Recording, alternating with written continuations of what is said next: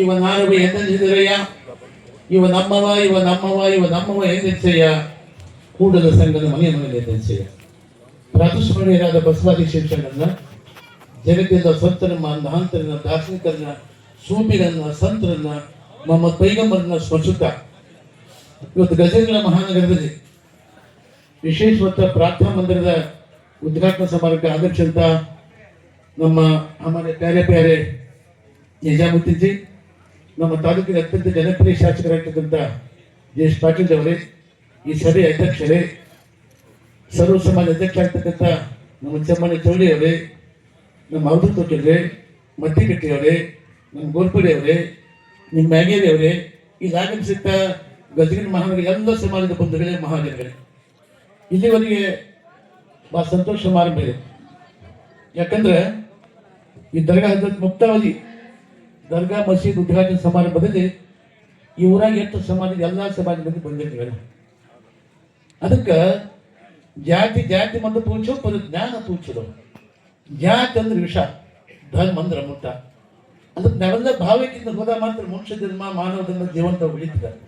ಎಲ್ಲಿ ತನಕ ನಾವು ಜಾತಿ ಮಾಡ್ತೀವಿ, ಎಲ್ಲಿಂದ ಭಾವಕ್ಕಿಂತ ನಮ್ಮಲ್ಲಿ ಬರೋದಿಲ್ಲ, ಅಲ್ಲಿ ತನಕ ಮನುಷ್ಯ ಅಲ್ಲ ನಾವು. ಅದಕ್ಕೆ ಮೊಹಮ್ಮದ್ ಪೈಗಂಬರ 571 ಹುಟ್ಟಿದಾತ. ಅದು ದೊಡ್ಡವನಾದ ಏನೋ ದೊಡ್ಡ ಕಥೆ ಇದೆ, ಹೇಳೋದು ಬೇಡ ಇಲ್ಲ. ಇವತ್ತು ತೊಂದರೆ ಕೊಟ್ಟರು ಪೈಗಂಬರನಿಗೆ. ಮಹಾದಾರ್ಶನಿಕ, ಮಹಾತತ್ವಜ್ಞಾನಿ, ಮಹಾಜ್ಞಾನಿ, ಸಾಕ್ಷಾತ್ ಅಲ್ಲ ಸ್ವರೂಪ. ಇವತ್ತು ತೊಂದರೆ ಕೊಟ್ಟ ಜನ, ಬಸವಣ್ಣಿಗೆ ಎಷ್ಟು ತೊಂದರೆ ಕೊಟ್ಟ ಜನ. ಜಗತ್ತಿನಾಗ ಎಲ್ಲ ಸಮಾಜ, ಎಲ್ಲ ಮಹಾತ್ಮ ತೊಂದರೆ ಕೊಟ್ಟದ ಸಮಾಜ ಎಲ್ಲ ಸಮಾಜಕ್ಕೆಲ್ಲ. ಬುದ್ಧನಿಗೆ ವಿಷ ಕೊಟ್ಟರು, ಮಹಾವೀರ ಮತ್ತೊಂದು ಮಾಡಿದ್ರು.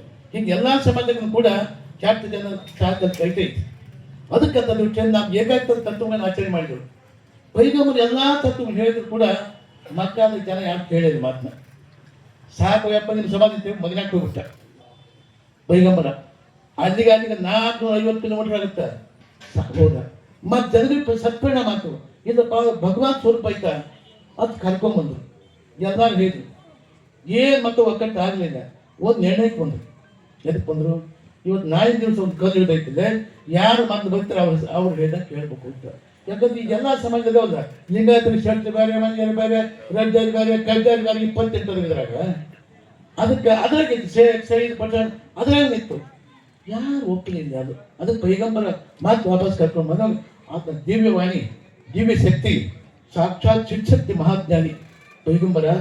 ಆತನಾಗ ಏನೋ ವಿಶ್ವಾಸ ಉಂಟು ನಮಗೆ. ಎಲ್ಲ ಆಯಿತು. ಇವತ್ತು ಅಲ್ಲ, ಸುಮಾರು 8,000 ವರ್ಷ ಇತಿಹಾಸ ಐತಿ. ಅದಕ್ಕೆ ಇಸ್ಲಾಂದವ್ರು 8,000 ವರ್ಷ ಇತಿಹಾಸ ಐತಿ. ಅದಕ್ಕಂತ ದೃಷ್ಟಿಯಿಂದ ಇಷ್ಟು ಅತ್ಯಂತ ಪ್ರಾಚೀನ ಸಮಾಜವನ್ನು ನಾವು ಪುರಸ್ಕಾರ ಮಾಡಬೇಕು, ತಿಳ್ಕೋಬೇಕು, ಅರ್ಥ ಮಾಡ್ಕೋಬೇಕು. ಪೈಗಂಬರ ಏನು ಮಾತನ್ನು ಎಲ್ಲರೂ ಮನೆಗೆ ಒಪ್ಪಿಕೊಂಡ್ರು, ಮಾಡಿದ್ರು ಎಲ್ಲರೂ. ಅವತ್ತಿಂದ ಈ ಮೂರ್ತಿ ಪೂಜೆ ಇಸ್ಲಾಂದವ್ರು ಅನೇಕ 1 ಅಲ್ಲ 2 10 ಅಲ್ಲ ಅನೇಕ ಮೂರ್ತಿ ಪೂಜೆ ಇತ್ತು. ಮತ್ತೆ ಧರ್ಮದಾಗ ಅವೆಲ್ಲ ಊರಿಗೆ ಕರೆಸಿ 12 ನಕ್ಷತ್ರ ಬಸವಣ್ಣ ಎಲ್ಲರೂ ಒಂದೊಂದು ಧ್ಯಾನ ಮಾಡಿದ. ಪೈಗಂಬರ ಈ ಜಾತಿ ಬಿಡ್ರಪ್ಪ, ಮೂರ್ತಿ ಪೂಜೆ ತಗೊಂಡು ನಿರಾಕರಿಸ್ತು ಪೂಜೆ ಮಾಡಿ ಮಹಮ್ಮದ್ ಪೈಗಂಬರ ಅತ್ಯಂತ ಜ್ಞಾನಿ, ಸಾಕ್ಷಾತ್ ಅಲ್ಲ ಸ್ವರೂಪ. ಅವತ್ತಿನ ಇಸ್ಲಾಂದವ್ರೊಳಗೆ ಎಲ್ಲ ಕೈ ಬಿಟ್ಟು ನಿರಾಕರಿಸ್ತು ಪೂಜೆ ಮಾಡ್ಕೊಂಡು ಬಂದರು. ಅದಕ್ಕೆ ಎಲ್ಲ ತತ್ವಗಳದ ಇವತ್ತು ಕುರಾನ್ದಾಗ ಏನೈತಿಪ್ಪ, ಮತ್ತು ಭಗವದ್ಗೀತೆಗೆ ಏನೈತಿ, ರಾಮಾಯಣದಾಗ ಐತಿ, ಮಹಾಭಾರತ ಎಲ್ಲ ಏಕಂ ಸತ್ಯದ ಬಹುದಾವದಂತಿ ಎಲ್ಲ ಅನೇಕ ಹೇಳ್ಕೊಡ್ತು. ಅದಕ್ಕೆ ನಾವು ಯಾವ ಸಮಾಜ ಹುಟ್ಟಿವಿ ಆ ಸಮಾಜದ ಆಚರಣೆ ಮಾಡಿ ಅದು ತಿಳ್ಕೊಂಡು ಮತ್ತೊಂದು ಏನು ಹಾಕೊಂಡು ಭಾವೈಕ್ಯತ ಹೋದ ಮಾತ್ರ ನಿಜವಾದ ಮನುಷ್ಯರು ಮಾನವ ಮನುಷ್ಯ. ಎಲ್ಲಿ ತನಕ ಭಾವನೆ ಬರುದಿಲ್ಲ ಅಲ್ಲಿ ತನಕ ಮನುಷ್ಯ ಅಲ್ಲ ಅದು. ಅದಕ್ಕಂತ ದೃಷ್ಟಿಯಿಂದ ನಾವೆಲ್ಲ ಭಾವೈಕ್ಯತೆಗೆ ನೋಡಿ ಇವತ್ತೆಲ್ಲ ಈ ಸ್ವಲ್ಪ ಭಾಳ ಗಣಗತಿ ಕಲಾ ಸಮಾಜ ಜನಗ ಎಲ್ಲ ಬಂದಿದೆ. ಇದು ಭಾವೈಕ್ಯತೆ. ಪೈಗಂಬರ 571 ಹುಟ್ಟಿದ ಏನೇನೋ ಕಷ್ಟದ ಅನುಭವಿಸಿದ ಕನಿಗೆ 63 ವರ್ಷ ಬಾಳಿದ. ಪೈಗಂಬರು ಬಾಳಿದಟ್ಟು 63 ಭಾವೈಕ್ಯತೆ ಸಂಕೇತ. ಜಗತ್ತು ಭಾವೈಕ್ಯತ ಮಹಾಜ್ಞಾನಿ ಪೈಗಂಬರ. ಅದಕ್ಕೆ 63 ವರ್ಷ ಬಾಳಿದ ಪೈಗಂಬರು. ಅದಕ್ಕಂತ ದೃಷ್ಟಿಯಿಂದ ಜನಗಳಿಗೆ, ಮಹಾತ್ಮರಿಗೆ, ಸಂತರಿಗೆ ಪ್ರಾರ್ಥನೆ ಇರುವುದ ಜಗತ್ತಿನ ಜನರಿಗೆ ಹೋದರು. ಇವರ ಕೊಟ್ಟ ತೊಂದರೆ ನಮಗೆ, ನಾವು ಸಾಕಷ್ಟು ತೊಂದರೆ ಕೊಡ್ತಾರೆ ಇವರಾಗ ಜನಗಳಿಗೆ. ಇಲ್ಲ ಜಗತ್ತು ಐತಲ್ಲ, ಜಗತ್ತಿನೊಳಗೆ ದೊಡ್ಡವರಿಗೆ, ಮಹಾತ್ಮರಿಗೆ, ಧರ್ಮದರ್ಶಿಗೆ ತೊಂದರೆ ಕೊಟ್ಟು ಪದ್ಧತಿ ಐತೈತೆ ಎಲ್ಲ ಕಡಿಮೆ. ಅದಕ್ಕಂತ ದೃಷ್ಟಿಯಿಂದ ಅವೆಲ್ಲ ಕೈ ಬಿಟ್ಟು ಜೋಡಿ ಯಾವ್ದೋ ಒಂದಪ್ಪ ನಾವೆಲ್ಲ ಒಂದು ಎಲ್ಲಿ ತನಕ ಭಾವಕ್ಕೆ ನಾವು ಬರುದ ಅಂತ ಮನುಷ್ಯ ಅಲ್ಲ. ಅದಕ್ಕಂತ ದೃಷ್ಟಿಯಿಂದ ಈ ನಮ್ಮದ್ರಲ್ಲಿಪ್ಪ ಧರ್ಮ ಸಿದ್ಧಾಂತ, ಧರ್ಮ ತತ್ವಗಳು. ನಮ್ಮಲ್ಲಿ ಪಂಚಾಚಾರ ಅಂತದ, ಲಿಂಗಾಚಾರ, ಸದಾಚಾರ, ಶಿವಾಚಾರ, ಗಣಾಚಾರ, ಕೃತ್ಯಾಚಾರಗಳಿರುತ್ತೆ. ಅವು ಶ್ರೇಷ್ಠ ಆಚರಣೆಗಳು. ಇಸ್ಲಾಂ ಧರ್ಮ ಅಲ್ಲಿ ಪಂಚಾಚಾರಗಳು, ಇವು ನಮ್ಮ ಪಂಚಾಚಾರಗಳು. ಇಸ್ಲಾಂ ಧರ್ಮ ಪಂಚಾಚಾರಗಳು ಯಾವು? ನಮಾಜ್, ರೋಜಾ, ಜಕಾತ್, ಕಲ್ಮಾ, ಹಜ್. ಹೌದಲ್ಲ? ಸ್ಟೇಟ್ ಒತ್ತೊತ್ತುಗಳಿದೆ. ಜಗತ್ತಿನೊಳಗೆ ಮಠಮಾನ್ಯತೆ ಕುಡಿಕೊಂಡಾಗ ಹೋಗ್ತಾರೆ. ಸೋಮವಾರ ಹೋದ್ರಾತು, ಬೇಚಾರ್ ಹೋದ್ರಾತು, ಹುಣ್ಣಿಗೆ ಹೋದ್ರಾತು, ಅಮಾಜ್ ಹೋದ್ರಾತು, ಜಾತ್ರೆ ಅನ್ನೋ ಕಂಪನಿ ಜಗತ್ತಿಗೆ ಇರೋ ಕಂಪನಿ ಐತಿ. ವರ್ಷಕ್ಕೊಮ್ಮೆ ಹೋಗೋ ಕಂಪನಿ ಐತಿ. ಅದು ಇಸ್ಲಾಂ ಧರ್ಮದೊಳಗೆ ಎಂಥ ಪೈಗಂಬರ್, ಎಂಥ ತತ್ವ ಸಿದ್ಧಾಂತ ಇತ್ತು ಪೈಗಂಬರ್. ದಿವಸಕ್ಕೆ 5 ಹೊತ್ತು ನಮಾಜ್ ಮಾಡ್ತಿರಲ್ಲ, 5 ಹೊತ್ತು ಭಗವಂತ ಪ್ರಾರ್ಥನೆ ಮಾಡ್ತಿರಲ್ಲ. ನಿಮ್ಮಂಥ ಸಮಾಜ ಇಲ್ಲ ಜಗತ್ತಿಗೆ. ಆಗಲ್ಲ. ಅರ್ಧ ಶ್ರೇಷ್ಠ ಸಮಾಜ ಇಸ್ಲಾಂ ಧರ್ಮ. 5 ಹೊತ್ತು ಯಾರು ಗುಡಿ ಮುಂದೆ ಯಾರು ಬರ್ತಾನೆ?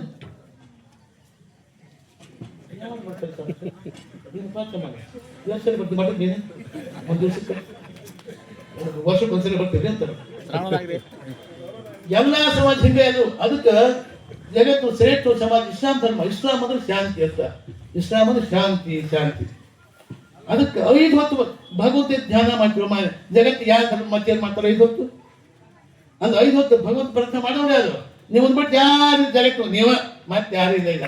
ಅದಕ್ಕೆ ಅಂತ ದೃಷ್ಟಿಯಿಂದ ಶ್ರೇಷ್ಠ ಸಮಾಜ. ನಾನು ಎಂಥ ಕುಲ ಮಂದಿರ ಕಟ್ಟಿದ್ದು ಪ್ರಾರ್ಥನೆ ಮಾಡಿ ಒಳಗಾಗಿ ಜಗತ್ತು ಮಾಡ್ತೀವಿ ನಾವು. ಏನು ಸಮಾಧಾನ, ಎಷ್ಟು ಪ್ರಶಾಂತ ಐತದೆ, ಎಷ್ಟು ಚೆನ್ನಾಗೈತಿ. ಅಬ್ಬಾಬ ನನಗೊಂದು ಸ್ವಲ್ಪ ಕಣ್ಣು ಮುಚ್ಚಿ ನಿಂತ್ಕೊಂಡಿದ್ದೆ. ನಾನು ಒಂದು ದಿವಸ ಬಂದು ಪೂಜೆ ಮಾಡಿ ಹೋಟೆಲ್ ಒಳಗೆ ಅನಿಸ್ತು ನನಗೆ ಪ್ರಾರ್ಥನೆ ಮಂದಿರದಾಗ. ಅಷ್ಟು ಚೆನ್ನಾಗೈತಿದೆ, ಅಷ್ಟು ಭಾಳ ಚೆನ್ನಾಗಿದೆ. ಅದಕ್ಕೆ ನೀವೆಲ್ಲ ಅಷ್ಟು ಚೆನ್ನಾಗಿ ಕಟ್ಟಿರಲ್ಲ. ಕಟ್ಟಿ ದಿವಸ ಸಮಾಜದ ಬಂದು ದಿವಸ ಬಂದು ಪ್ರಾರ್ಥನೆ ಮಾಡುವಾಗ ನಿಮಗೆ ಅಲ್ಲನ್ನ ಆಶೀರ್ವಾದ ಆಗುತ್ತೆ. ಹಾಗೆ ಬಂದೆ ಹಾಗೆ ಅಂತಂದ್ರೆ ಅದು ಕಟ್ಟಿದ ಉದ್ದೇಶ ಏನು? ಭಗವಂತ ಪ್ರಾರ್ಥನೆ ಮಾಡಲಿಕ್ಕೆ, ಭಗವಂತ ಆಶೀರ್ವಾದ ಪಡಲಿಕ್ಕೆ.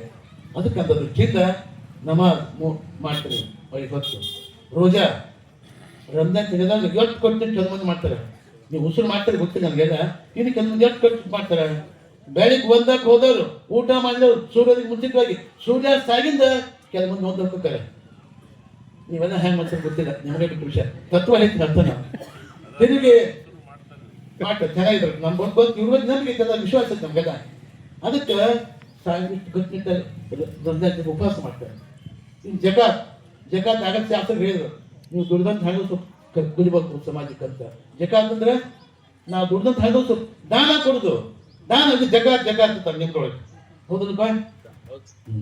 ಇನ್ನು ಕಲ್ಮ ಅಂದ್ರೆ ದೀಕ್ಷೆಯನ್ನು ಹೊಂದೋದು. ನಿಮ್ಮ ಸಮಾಜ ಕಲ್ಮ ದೀಕ್ಷೆಯನ್ನು ಹೊಂದೋದು. ಅದು ಎಲ್ಲ ಸಮಾಜಕ್ಕೆ ಇದ್ದ. ಇನ್ನು ಹಜ್ ಅಂದ್ರೆ ಈ ಸಮಾಜ ಹುಟ್ಟಿಂದ ಸಾಯದ್ರಾಗ ಒಮ್ಮೆಲೆ ಮಕ್ಕ ಹಾಕೋದು. ಇಷ್ಟು ಶ್ರೇಷ್ಠ ತತ್ವಗಳು.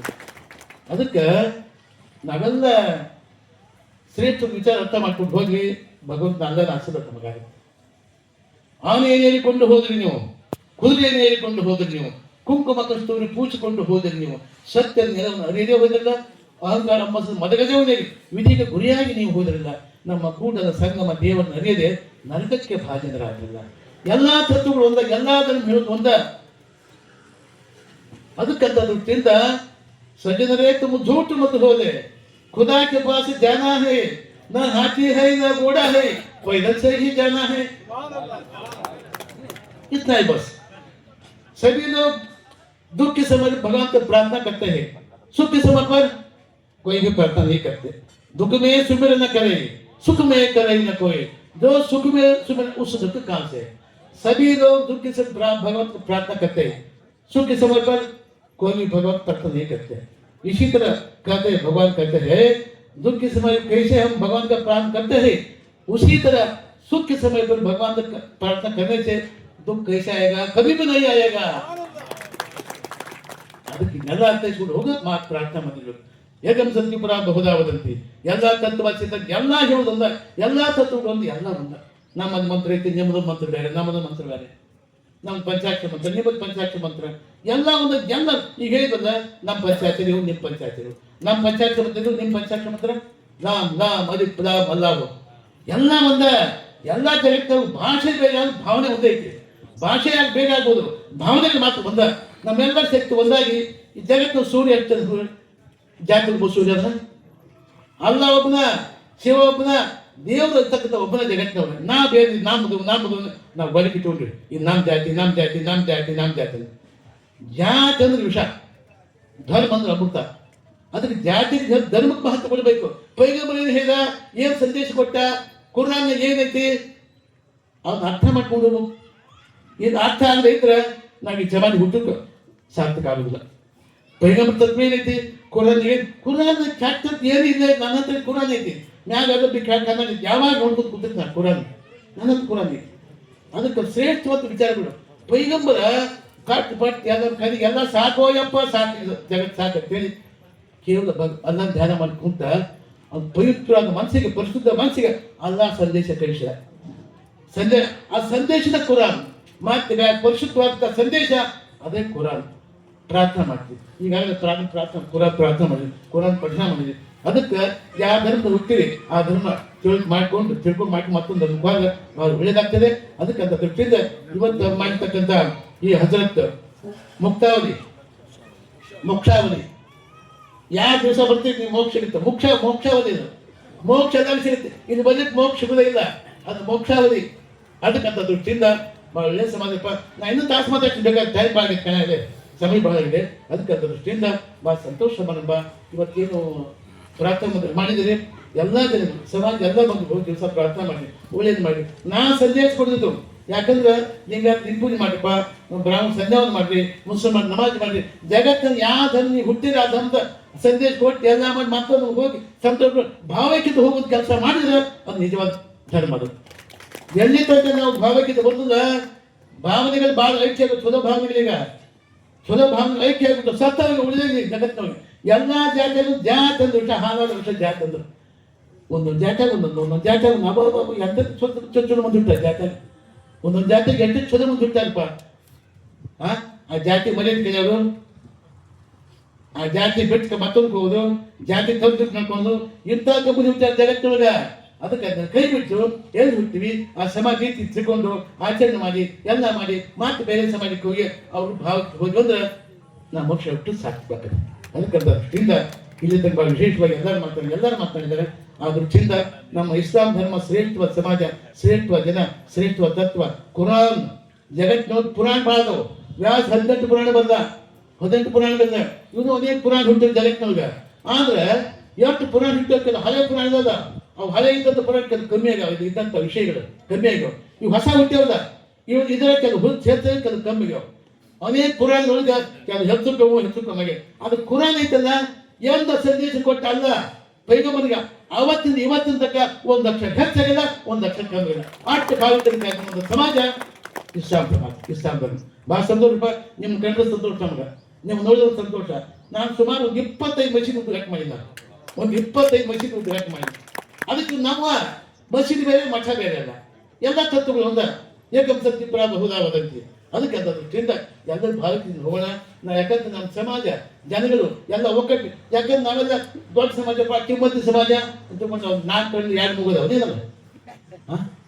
ಅರ್ಥ ಮಾಡ್ಕೊಂಡು ಹೋಗಿ ಎಲ್ಲರೂ ಜಗತ್ತಿಗಿಂತ ಎಲ್ಲರೂ ಕೂಡ ತಮ್ಮ ಧನ ಅರ್ಥ ಮಾಡಿಕೊಂಡು ಮತ್ತೊಂದು ಕಣ್ಣು ನೋಡಿ ಸಂತೋಷ ಪಡಬೇಕು. ಅದು ಅರ್ಥ ಆಗಲಿಕ್ಕಂದ್ರೆ ಏನು ಮಾಡೋಕ್ಕಾಗೋದಿಲ್ಲ. ಅರ್ಥ ಮಾಡ್ಕೊಂಡು ಹೋಗ್ಬೇಕು. ಇವ್ರು ಬಂದಿರಿ ಎಲ್ಲ ನಿಜವಾದ ಅರ್ಥ ಮಾಡ್ಕೊಂಡು ಸಮಾಜ ಉದ್ಘಾಟನೆ ಮಾಡಿದ್ವಿ. ಮತ್ತೆ ಅರ್ಥ ಆಗದೆ ಇದ್ರೆ ಯಾಕೆ ಉದ್ಘಾಟನೆ ಮಾಡೋದು, ಯಾಕೆ ನಮಾಜ್ ಮಾಡಬೇಕು, ನಮಾಜ್ ಮಾಡಬೇಕು, ಇದ್ರ ಅರ್ಥ ನಿಮಗೆ ಆಗದೆ ಇದ್ರೆ ಇದು ಹುಟ್ಟಿ ಸಾಕಾಗುತ್ತೆ. ಅದಕ್ಕೆ ಒಬ್ಬ ಮಾಸ್ತರ್ ಪಾಠ ಹೇಳ್ತಿದ್ದ, ಇಂಗ್ಲೀಷ್ ಪಾಠನ. ಏನು ಬರ್ದ ಬೋರ್ಡಿನ ಮಗ, this is my head Dutt ಬರ್ದ. ಇದಕ್ಕೇನಪ್ಪ, ಇದು ನನ್ನ ತಲೆ ಅಂತ ಅರ್ಥ ಇಲ್ಲ.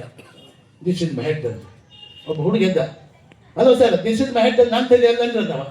ಅದು ಪುಣ್ಯಾತ್ಮ, ದಿಸ್ ಇಸ್ ಮೈ ಹೆಡ್, ಇದು ನನ್ನ ತಲೆ ಅಂತ ಮಾಸ್ತರ್ ಪಾಠ ಇದೆ. ಹುಡುಗ ತಿಳ್ಕೊಂಡ, ದಿಸ್ ಇಸ್ ಮೈ ಹೆಡ್ ಅಂತ ನಮ್ಮ ಮಾಸ್ತರ್ ತಲೆ ತಿಳ್ಕೊಂಡ್ಬಿಟ್ಟ. ಸರಿ, ದಿಸ್ ಇಸ್ ಮೈ ಹೆಡ್ ನಮ್ಮ ಮಾಸ್ತರ್ ತಲೆ ತಿಳ್ಕೊಂಡು ಬಂದ. ಮನೆ ಗಟ್ಟಿ ಮಾಡಿ, ದಿಸ್ ಇಸ್ ಮೈ ಹೆಡ್ ಅದ, ಇದು ನಮ್ಮ ಮಾಸ್ತರ್ ತಲೆ ಗಟ್ಟಿ ಮಾಡ್ಕೊಂಡಿದ್ದ. ಅವ್ರು ಹಾಕೊಂಡು ಇಂಗ್ಲೀಷ್ ಗೊತ್ತಿದ್ದ. ದಾಟ ಪಾಠ ಯಾರು ಹೇಳಿದ್ರು? ನಮ್ಮ ಮಾಸ್ತರ್ ಎಂತ ದಿಸ್ ಇಸ್ ಹೆಡ್ ನಾನು ತಲೆ ಇತ್ತ ಮಾಸ್ತರ್. ಹಂಗಂದು ದಡ್ಡ ದಿಸ್ ಇಸ್ ಹೆಡ್, ಇದು ನನ್ನ ತಲೆ ಇರ್ತದೆ. ಅವ್ರ ಅಪ್ಪ ಇಲ್ಲ. ಅದು ಮಾಸ್ತರ್ ನಾನು ತಲೆ ಇದ್ರೆ ಮತ್ತೆ ನಾನು ತಲೆ ಇದ್ದೇ ಅಂತೆಲ್ಲ ಅಂದ. ಬೆಲೆ ಹೇಳಿದ, ದಿಸ್ ಹೆಡ್ ನನ್ನ ತಲೆ ಇರ್ತದೆ. ಅರ್ಥ ಚೆನ್ನಾಗಿ ಆಗ್ತದೆ, ಹೇಳ್ತಾ ಅರ್ಥ ಆಗೋದು ಚೆನ್ನಾಗಿ. ಸರಿ, ಅವ್ರು ಏನಾಗ್ತವ, ಅವ್ರ ಬೈದು ಹೇಳ್ಬಿಟ್ನ ಅಂದ್ಬಿಟ್ಟವ. ಅವೇನು ತಿಳ್ಕೊಂಡ, ದಿಸ್ ಇಸ್ ಮೈ ಹೆಡ್ ಅಂದ್ರೆ ಸಾಲಿ ಬಂದ್ರೆ ಮಾಸ್ತರ್ ಮನೆಗೆ ಬಂದು ನಾನು ಅಪ್ಪನ ತಲೆ ತಿಳ್ಕೊಂಡ. ದಿಸ್ ಇಸ್ ಮೈ ಹೆಡ್ ಅಂದ್ರೆ ಸಾಲಿ ಬಂದು ಮಾಸ್ತರ್ ತಲೆ ಮನೆಗೆ ಬಂದು ನಮ್ಮ ಅಪ್ಪನ ತಲೆ ತಿಳ್ಕೊಂಡ್ಬಿಟ್ಟ. ಅದು ಸರಿಯಾದ ಅರ್ಥ. ಕುರಾನು ತತ್ವ ಸಿದ್ಧಾಂತ ಅರ್ಥ ಆಗ್ಬೇಕು ನಮ್ಗ. ಅರ್ಥ ಆಗ್ಲಿಕ್ಕೆ ಜೀವನಗಳ ಅರ್ಥ.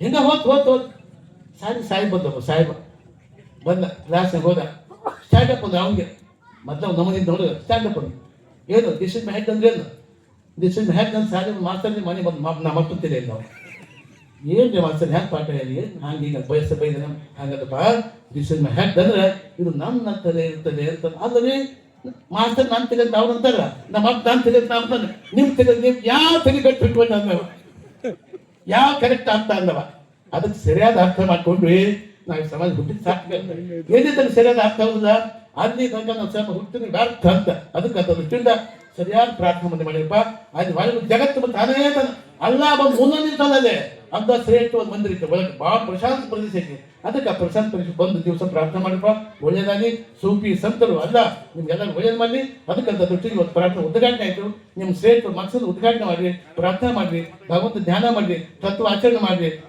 ಮತ್ತೆ ಇವತ್ತು ನಮಾಜು ಜಕಾತು ಕದಮ ಹಜ್ ಇವೇನು ತತ್ವ ನಿಮ್ಮ ಆಚರಣೆ ತೊಗೊಂಬರಿ ಎಲ್ಲ ಸದ್ಬುದ್ಧಿಯನ್ನ ಪೈಗಂಬರ ಅಲ್ಲ ಸೂಫಿ ಎಲ್ಲ ಕೊಟ್ಟು ಕಾಪಾಡಿ ಮತ್ತ ಮೇಲೆ ಶುಭವನ್ನು ಹಾರೈಸಿ ನನ್ನ ಮಾತು